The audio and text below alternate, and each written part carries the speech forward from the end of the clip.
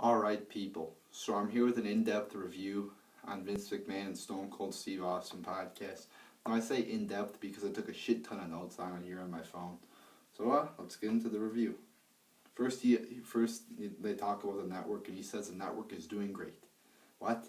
You know, ever since the network was released, the stock fell from like $30 to like 10 or 11. It plummeted. It took a very very vast drop in the stock, and he lost fucking like $300 million. You consider that a success and doing great? I mean, come on. He said the approval rating is 97%. He points that out to say that's why it's doing great. Again, I said this before. He's been so much of a liar, and the product's been so shitty in the past that nobody wants to buy the network and spend $10 for the network because they probably don't trust you because you lie so much. But yeah, overall, I think the network's a good product, but people think the product is too shitty, or they think they don't trust it, or they don't trust Vince McMahon enough to buy the network. Then he says the network will be available in other countries starting at the first of the month. Again, he said the network would be available in the UK. I think it was the UK like a few months ago, but then they pushed the date back. Again, it's like more of lying. It's like lying or changing something. I guess there's a difference there. Like, but if you change something, change a date, change a match, whatever, you should come out with a legitimate explanation on why you altered that, and not just do it, and probably apologize too for changing something or altering that.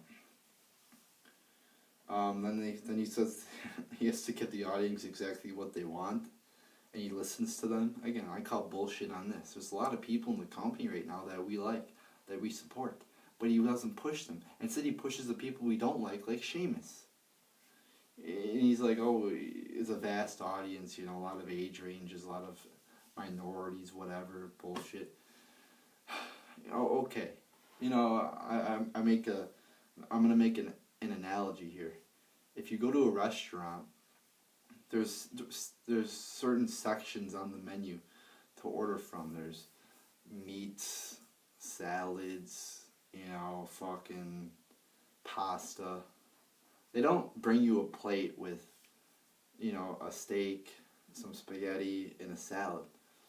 They let you choose which one so you get 100% of what you want. They don't give you everything so there's only 30% or 33% of what you want. They give you a choice. And I think that's what Vince McMahon should do. He should make a separate product, like turn SmackDown into the PG show for kids. In the show that's more for women. And you could have, or you could even have a, turn main event into the Divas show maybe, and then have the fucking Bane show, like Raw, into the show for more mature and more, I guess, hardcore wrestling fans. So then that way we get whatever we want, and we don't have to watch, the whole fucking 3 hours of Raw and only enjoy a little bit of it. So that's what I think he should do there. Then they make up this big issue about sports entertainment and wrestling. I see it sometimes that everybody makes it into a huge deal. Is it sports entertainment? Is it wrestling? Quite frankly, it's a petty issue that doesn't mean shit. Alright? If you want to call it sports entertainment, then call it that. If you want to call it wrestling, then call it that. I mean, there's a lot of sports like fucking figure skating or whatever that's not really, they consider that a sport. I mean, it's kind of the same thing. It's kind of an art. So I don't know. It doesn't really matter. It's just a fucking petty issue. Then he says the Wyatt and Ambrose segment in the 6-man tag match on Raw were good. Quite frankly, I didn't think about it. I didn't think anything on Raw was really that good. If I remember correctly, I fucking shitted on the Raw pretty much. But I guess that's his opinion. But I thought the Raw fucking sucked. Then Austin says he wants more wrestling, and he also says the first segment takes up too much time. And I agree. He makes a good point here. The first segment is usually like a fucking boring 15-minute promo. Usually it was the Authority coming out for the past year and a half, cutting a boring, repetitive promo. it was stupid and it was boring. I mean, can we get the Raw started off in a unique way? But no, we're just going to keep doing the same old shit. A boring 15-minute promo to start off the show over and over again. Usually with the Authority. Just the exact same thing every fucking week in a row. And it got boring and it got repetitive. But Austin brought up a good point here, and then McMahon's like, oh, we got to build up. It's like, you could have some promo segments, but vary it up, make it different. I think the product should be majority of wrestling though. What's wrong with starting off the show with a wrestling match? Actually, what an extreme idea! Start off the show with a wrestling match. When's the last time they started off a show with a match? Vary it up a little. Start it off with something unique. Then Austin says guys are walking on eggshells in the back. And so basically he says they're afraid to like speak up and shit. And Vince is like, yeah, speak up. Vince is like kind of encouraging them, I guess, if I remember correctly. Then he's like, don't piss anybody off. So again, it's kind of like, oh, speak your mind, but don't piss me off. Don't. But so again, it's like, this is just going to encourage people to be more on eggshells because they don't want to piss anybody off, So if you speak your opinion pretty much, you could piss somebody off in the company. I mean, it's kind of the bullshit what's going on in the company. I mean, if you fucking voice your opinion and it's negative towards the company or something going on in the company, then you get punished. You should be able to voice your opinion. It's called constructive criticism. And then Vince says, John Cena is the only one to reach for the brass ring. Are you fucking kidding me? What the fuck does that even fucking mean? Reach for the brass ring. I mean, come on. Are you fucking kidding me right here? The only one to reach for the brass ring. That's some bullshit right there. Then he says Ambrose, Rollins, Wyatt, Reigns, and are others that are reaching for the brass ring. I mean, come on. What the fuck does this even really mean? Then he says the locker room's not as ambitious as Austin's was. I don't really know because I'm not in there. But, I mean, I see a lot of guys really trying hard and putting on good matches. Austin and McMahon both agree that the roster needs more depth. No, you don't need more depth. You need to cut down the amount of hours of shows you have and limit the number of live events you have, probably to a few live events. Probably, I would just go to 0 live events because I think they're pointless. Limit the number of live events, or get rid of them in total, and have only 1 or 2 shows a week. Have, I guess, maybe 3 if you want to go with my idea of having the Divas PG and Hardcore TV 14 show. And you really cut down on the amount of product and time that your product's on TV. Then he says Cesaro. He was talking about Cesaro. I like how Austin calls him cats. He's like, yeah, let's talk about some of these cats in WWE. But anyways, like, Cesaro doesn't have any charisma or verbal skills.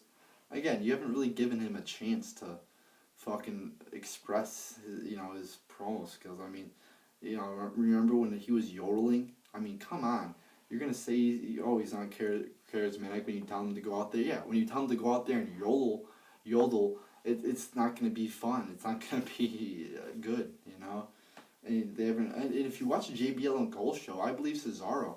I've been watching that for a few weeks because Cesaro's really funny on it. I believe Cesaro's the funniest guy in that show. So I don't know what he's talking about when he says he doesn't have any character or charisma. And if he doesn't have any charisma, then give him a manager like Paul Heyman. If somebody he called him a great wrestler, so he's a great wrestler, then give him a manager to talk for him. If you don't think he's a great, that's what you do with Lesnar. But Lesnar's champion. They're both, I just don't get it. It's illogical. Then Austin says that in his day there was only a couple wrestlers, now there's a ton. Again, this is just to point out that it's not the wrestlers or the character, the people on the show that make up their own promos. It's the writers who are mainly in control. And I think to create a good show that the wrestlers should be in a majority of their, in control of a majority of what they do, because they're actually themselves. They know themselves the best. And I think it's like a pitcher in baseball. The catcher guides him along, but the pitcher is mainly in control and calls his own shots. So that's how I think it should be with a pitcher and catcher relationship, where the pitcher is the wrestlers and the catcher is the creative. He said, and then he talks about Shane a little bit. He says he's happy in Japan. Yeah, he got as far away from his father as he could. Couldn't take him anymore. He says he's in a business in Japan or whatever. And it was a mutual decision to leave the company. And he apologizes to Punk. Says he wants him back one day.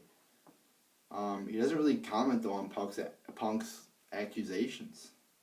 He says he hasn't watched the podcast. And again, Punk made these horrible accusations against WWE, and they haven't come out and refuted them or rebutted them. So I'm going to consider them as fact. I'm going to consider them as, because if one of your top guys says, oh, they let me I had a staph infection and they let me wrestle for months, and you don't say, oh, that never happened, then it must have happened.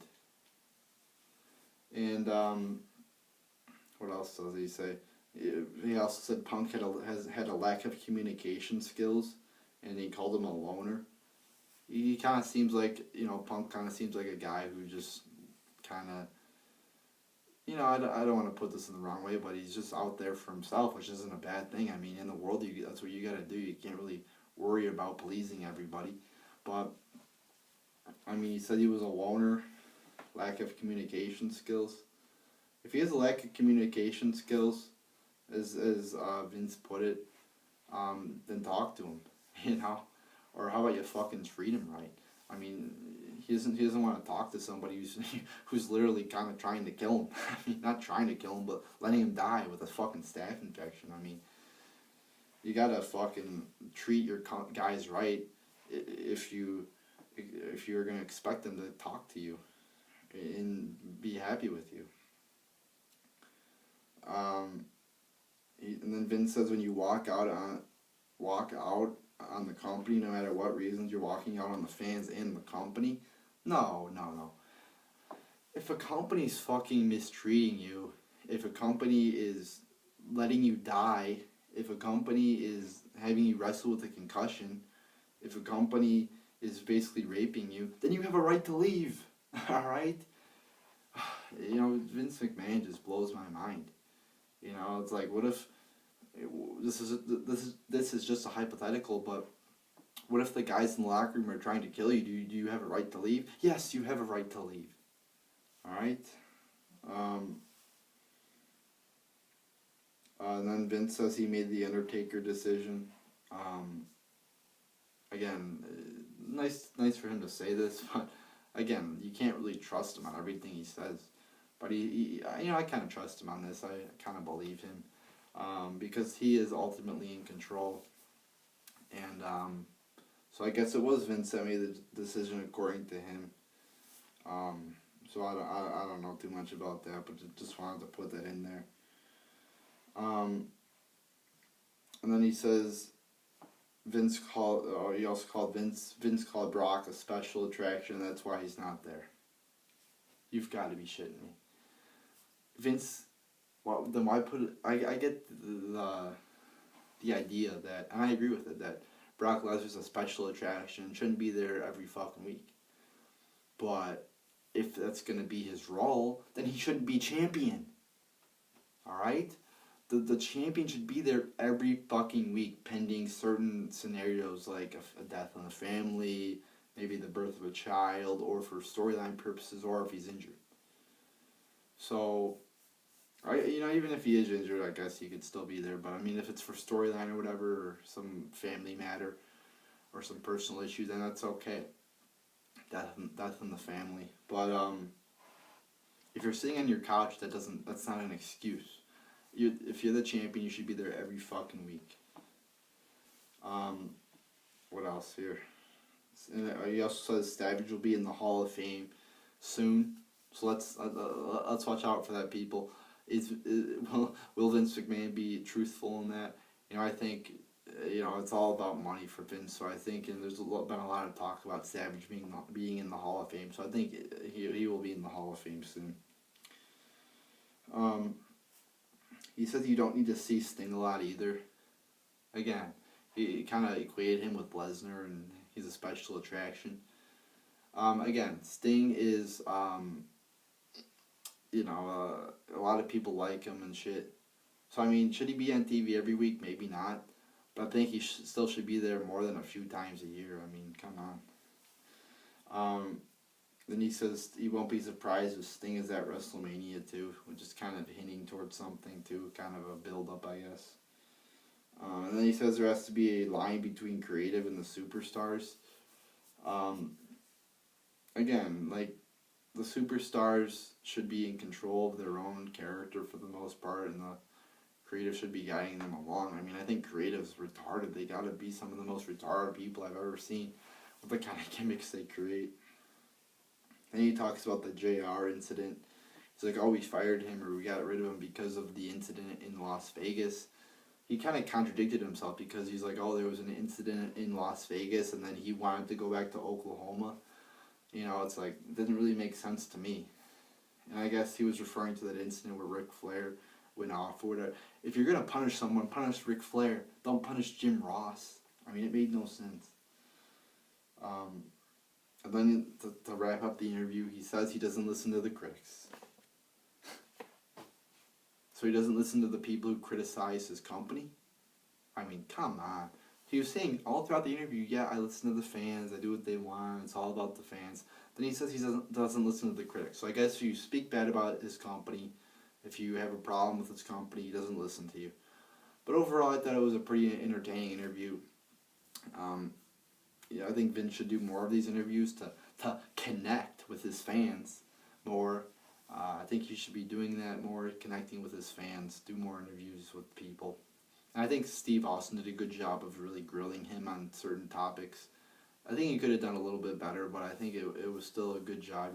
He wasn't a pussy. He was definitely up front. And that's a good thing, because if you had a regular interviewer like Sam Roberts or Rosenberg, those are good. They're really good interviewers and shit. But would they have the balls really to question Vince and grill him on things? I don't know. With Steve Austin, they're basically friends and shit. So he could really grill him good. So hopefully we can get some more good interviews with Vince. And I know they talked about doing it again. Hopefully we could see it again, because I really like seeing what's inside Vince McMahon's brain. It's like a fucking labyrinth. It's a big fucking maze and shit. So there you go, people. There's your in-depth review of Stone Cold Steve Austin and Vince McMahon's interview.